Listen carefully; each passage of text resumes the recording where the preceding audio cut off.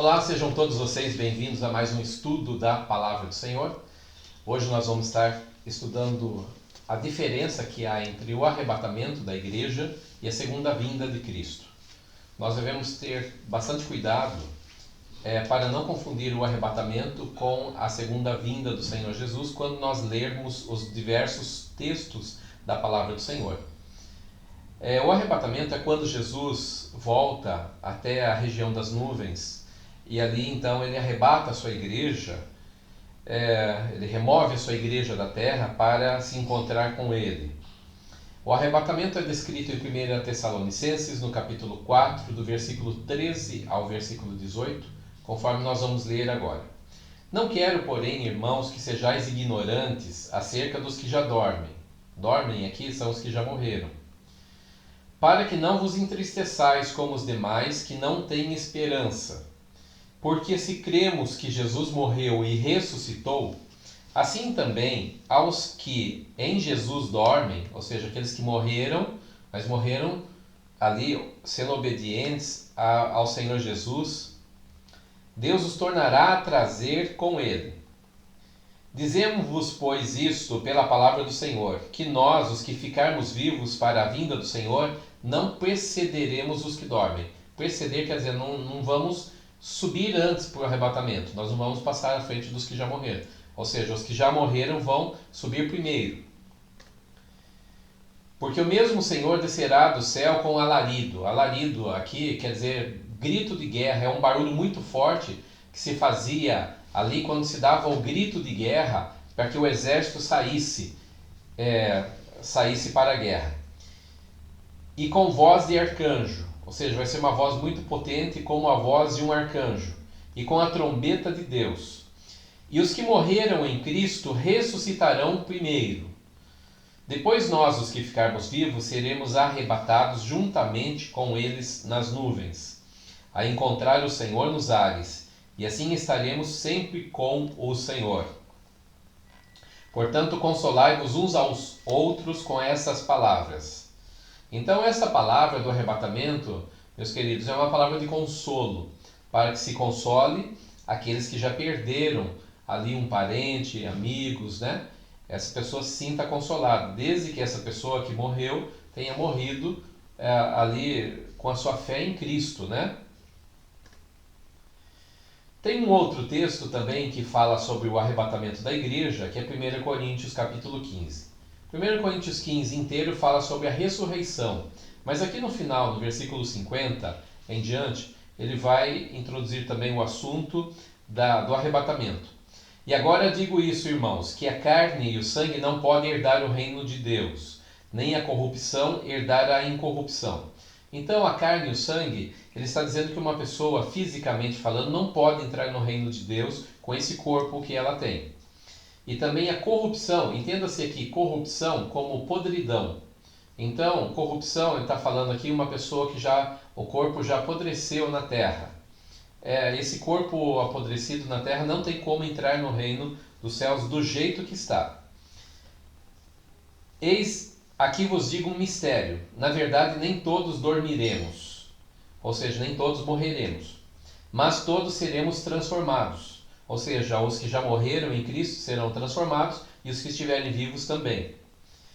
Versículo 52. Num momento, num abrir e fechar de olhos, ou seja, numa piscada, ante a última trombeta, então, essa última trombeta, porque a trombeta soará e os mortos ressuscitarão incorruptíveis. Eles morreram corruptíveis, foram apodrecidos na terra, agora vão ressuscitar incorruptíveis. E nós seremos transformados. Porque convém que isso que é corruptível, ou se apodreceu na terra, se revista de incorruptibilidade. E o que é mortal, que são as pessoas que ainda estão vivas, mas o corpo é mortal, se revista de imortalidade. E quando isto que é corruptível se vestir de incorruptibilidade, e isto que é mortal se revestir de imortalidade, então cumprir-se-á a palavra que está escrita: tragada foi a morte na vitória. Os crentes que já morreram ressuscitarão e juntamente com os crentes vivos se reunirão com o Senhor nos ares. será rápido como um piscar de olhos. A segunda vinda do Senhor Jesus é quando ele retorna à terra para derrotar o anticristo, destruir o mal e estabelecer o seu reino milenar. A segunda vinda é descrita em Apocalipse, capítulo 19, do versículo 11 ao 16, que diz assim: E vi o céu aberto, e eis um cavalo branco, e o que estava assentado sobre ele chama-se Fiel e Verdadeiro, e julga e peleja com justiça. E os seus olhos eram como chama de fogo, e sobre a sua cabeça havia muitos diademas. Diademas são coroas. Coroas aqui, cada coroa é de uma guerra que ele ganhou. E tinha um nome escrito, que ninguém sabia senão ele mesmo. E estava vestido de uma veste salpicada de sangue. Então aqui está se referindo ao Senhor Jesus, este cavaleiro que se assenta sobre o cavalo branco aqui, dessa passagem. E o nome pelo qual se chama é a Palavra de Deus, ou o Verbo de Deus. E seguiam-nos os exércitos do céu em cavalos brancos, e vestidos de linho fino, branco e puro. E da sua boca saía uma aguda espada para ferir com ela as nações, e ele as regerá com vara de ferro.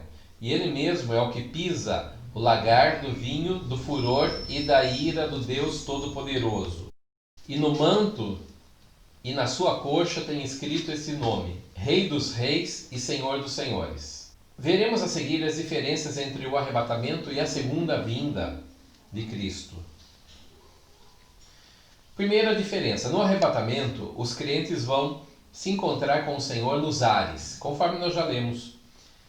Agora, já na segunda vinda de Cristo, os crentes vão retornar com o Senhor à terra, os quais foram levados para a glória no arrebatamento. Então, deixa eu explicar isso daqui. No arrebatamento, a igreja sobe para se encontrar com Jesus na região das nuvens. Na segunda vinda de Cristo, ele volta com a igreja e com seu exército angelical também, e vai pisar aqui na terra. Segunda diferença: o arrebatamento ocorre antes da tribulação, conforme nós podemos verificar nos textos aqui de 1 Tessalonicenses 1:10, 5:9 e Apocalipse 3, versículo 10. A segunda vinda, ela já acontece depois, no final dos 7 anos da tribulação, depois do grande e terrível período da tribulação. Terceira diferença: o arrebatamento é a remoção dos crentes da terra como um ato de libertação. Já na segunda vinda, a libertação vai ser mais em relação a Israel e também para remover os incrédulos como um ato de julgamento. O Senhor vai mandar os seus anjos, então, na segunda vinda, arrancar tudo que não presta aqui da terra. Quarta diferença: o arrebatamento será secreto e instantâneo, só para a igreja. Somente a igreja vai ver, vai presenciar, vai entender o que aconteceu. Na segunda vinda já será diferente, porque o Senhor Jesus virá publicamente, todo o olho o verá, conforme Apocalipse 1:7, Mateus 24, versículo 29 e 30. Quinta diferença: o arrebatamento é iminente, ou seja, pode acontecer a qualquer momento. Conforme os textos que nós temos aqui de Tito, 1 Tessalonicenses, 1 Coríntios. Agora, a segunda vinda, não, ela vai ocorrer depois de certos eventos e depois que acabar ali e eventos dos fins, lá no final. E a hora que der os 7 anos da grande tribulação, Jesus vai voltar. Então a segunda vinda de Cristo vai ser meio que previsível, não o dia e a hora exata, mas vai ser meio que previsível. Vai dar para começar a esperar já no finalzinho lá a volta do Senhor Jesus. Sexta diferença: no arrebatamento ele virá como noivo para receber a sua noiva, a igreja. E aí haverá as bodas do Cordeiro, ou a boda do Cordeiro, que é a festa de casamento do Cordeiro.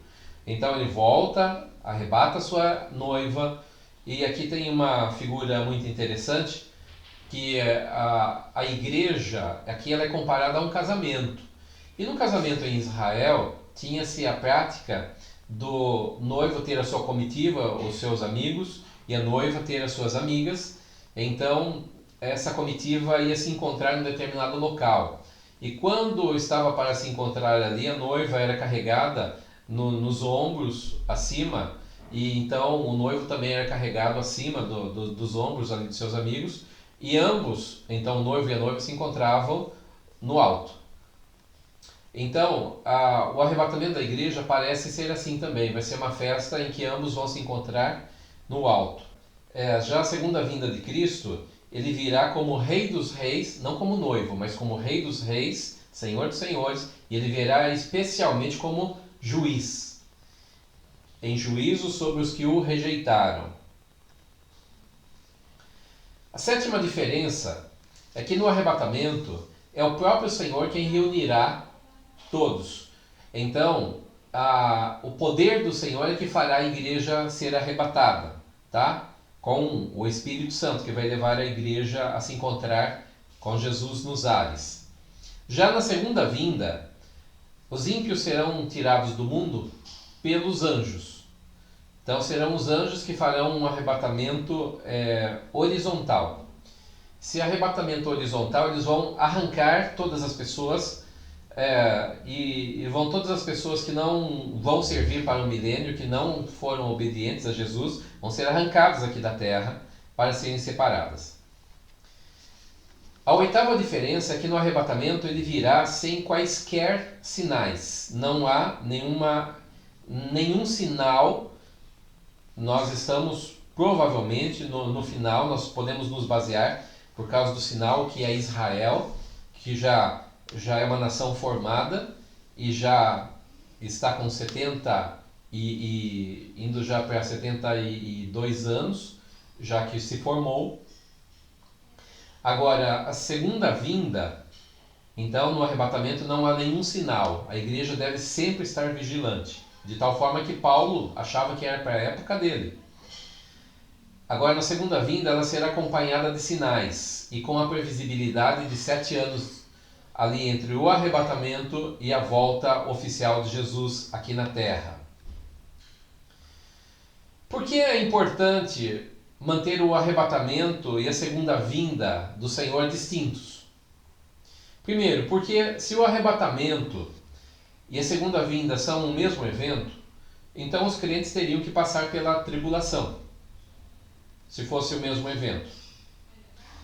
Se são o mesmo evento, segunda diferença, se são o mesmo evento, o retorno de Cristo não é iminente. Ou seja, não é a qualquer momento, porque haveria vários sinais, várias coisas que teriam que acontecer antes ali do seu retorno. A terceira observação que fazemos é que ao descrever o período da tribulação, em nenhum lugar menciona a igreja. Durante a tribulação, chamada tempo de angústia de Jacó, ali em Jeremias 30, versículo 7, então Deus vai voltar a sua atenção principal à nação de Israel. Então, vamos deixar bem claro aqui. A partir do capítulo 3 até o capítulo 3 de Apocalipse é falado sobre a igreja, é falado com a igreja, para a igreja. A partir do capítulo 4 em diante, quando ali a tribulação ocorre, você não vê mais nada da presença da igreja. Ela não está mais presente nos escritos ali de Apocalipse. Mas nós vemos agora que um novo público de crente começa a se formar ali. Tá? E esses crentes são os crentes, podem ser crentes desviados que voltaram, podem ser crentes que se converteram, e também, talvez, principalmente no final da grande tribulação, uma quantia considerável aí do povo de Israel, de israelitas que vão ser salvos também. Esse período é chamado período da angústia de Jacó. Por quê? Porque tem a ver com Israel, esse momento. Quarta observação que nós fazemos é que nós não podemos confundir também o arrebatamento da igreja e o dia do Senhor. São duas coisas distintas. Quando Jesus leva a igreja, inicia-se o dia do Senhor. O dia do Senhor vai ser terrível para os que ficarem. Então, a 70ª semana de Daniel, ou 7 anos da tribulação, esse é chamado Dia do Senhor. Mas o Dia do Senhor, geralmente na Bíblia, se refere mais ao finalzinho do período dos 7 anos. O finalzinho da tribulação. Esse vai ser o Dia do Senhor quando Jesus volta à Terra. Então, embora já os 7 anos estão sendo contados nesse evento também. O Dia do Senhor está ligado à segunda vinda de Cristo e será um evento de destruição maciça, muito diferente do arrebatamento. Será um ato de libertação e de consolo para a igreja. Quinta observação que nós fazemos é que nós não podemos confundir a igreja com os crentes da tribulação, conforme eu já mencionei agora de pouco. O galardão entre eles é diferente, assim como a glória e os privilégios são diferentes. Embora o Senhor Jesus disse que os justos, que são os crentes da tribulação, porque ele, quando está falando aqui, está se referindo aos crentes da tribulação, irão resplandecer como o sol no reino do Pai Celestial. Então, eles também terão o seu galardão, mas não será como a igreja. Nós temos aqui um gráfico da linha do tempo, para que os irmãos entendam. Então, eu vou me virar aqui para a TV agora. Nós temos aqui o Antigo Testamento, o Velho Testamento, com as previsões dos profetas, a escatologia aqui descrita no livro de Daniel, das 70 semanas, e fica faltando uma semana quando Jesus morre na cruz do Calvário. Mas aí esse período é interrompido. Aí vem a igreja, que é esse bloco aqui, e esse bloco foi colocado diferente. Eu quero que vocês entendam que nas 69 semanas só tinha a ver com Israel, não tinha a ver com mais nenhum povo. Então é interrompido esse processo e depois volta a tratar com Israel de novo. Então as 70 semanas são para o povo de Daniel e para a cidade de Daniel, Jerusalém. Tá? Isso fica bem claro lá na profecia. A igreja ela está aqui na terra com uma interrupção do processo. Aí quando esse bloco que é a igreja for arrebatada, aqui nos ares, vai ser bem aqui nessa divisão, ela vai ser arrebatada, inicia-se o chamado Dia do Senhor, ou período da tribulação, que são 7 anos. 7 anos, esses 7 anos são 7 anos de 360 dias. Então são 7 vezes 360. E são divididos em 2 períodos de 3 anos e meio, que é a tribulação. Aqui se revela, logo no início, se revela o anticristo. Ele faz uma aliança com Israel. E aqui no meio desta semana ele vai quebrar essa aliança e vai se assentar como Deus dentro do templo. Então o templo, hoje nós estamos aqui, bem no finalzinho desse período, o templo está prontinho para ser levantado. Faltam questões burocráticas que não deixam o templo ser levantado. Então precisa, esse acordo de paz não vai ser com certeza só com Israel, mas vai ter que ser com os palestinos e árabes também, para que o templo seja reerguido. Tá? Nesse mesmo momento, a igreja vai estar aqui nos ares, na chamada Bodas do Cordeiro, ou Festa de Casamento do Cordeiro. Aqui, nesse período, vai se cumprir aquilo que Jesus falou, que ele não ia mais beber do suco da videira, até que isso se cumprisse no reino do Pai Celestial. Então, aqui é que ele vai saudar a sua igreja com um banquete, e a igreja ela vai fazer uma ceia, ela vai ter uma ceia. E Jesus Cristo mesmo vai estar nos servindo ali. E aí o galardão acontece aqui em cima. A igreja é galardoada no tribunal de Cristo. Aqui em cima acontece o tribunal de Cristo, onde ele vai nos julgar, mas não é julgamento para condenação, é julgamento para galardão, recompensa. Então a igreja será recompensada aqui. E passados esses 7 anos, ele volta com uma igreja já recompensada, galardoada, com um corpo transformado e glorificado, para estabelecer o período de paz aqui do milênio.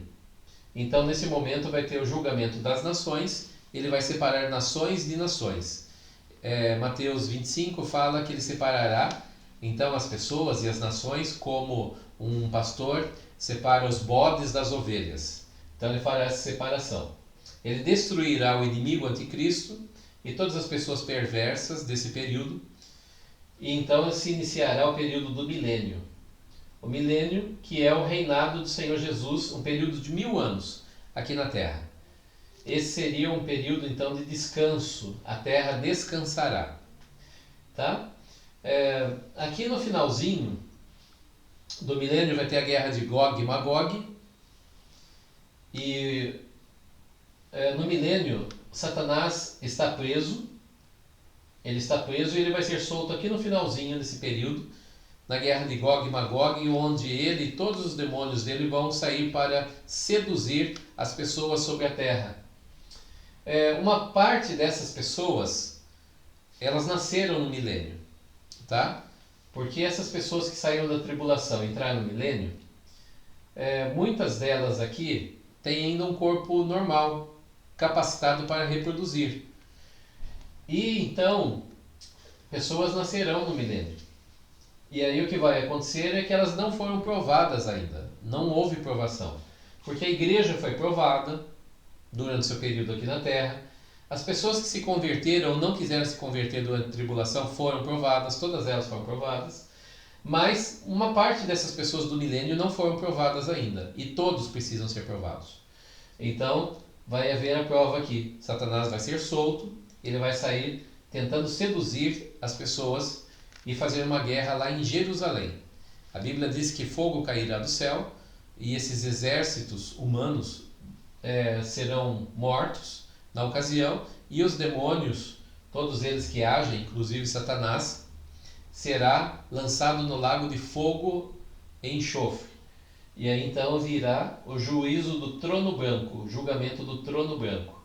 Esse julgamento do trono branco, todas as pessoas que já existiram desde quando a terra é terra e Deus criou o homem, desde muito tempo atrás e nunca foram julgadas ainda, todas elas, então o mar dará os seus mortos, a terra dará os seus mortos, todas as pessoas que morreram ressuscitarão para serem julgadas. Mas não é ressurreição em glória. Essa ressurreição é uma ressurreição com o corpo capacitado para estar diante do trono ali. Então as pessoas cujo nome não está escrito no livro da vida serão lançadas no lago de fogo e enxofre. E as pessoas cujo nome estiver escrito no livro da vida serão salvas. Então essa é a linha do tempo nesse gráfico aqui que a gente vê. Espero que todos tenham sido abençoados pela palavra de Deus. E quero pedir que você depois confira os versículos que eu citei, mas acabei não lendo, que você possa ver também, analisar cada um deles ali, que vai ser de grande proveito para cada um de vocês. Amém? Deus os abençoe, queridos.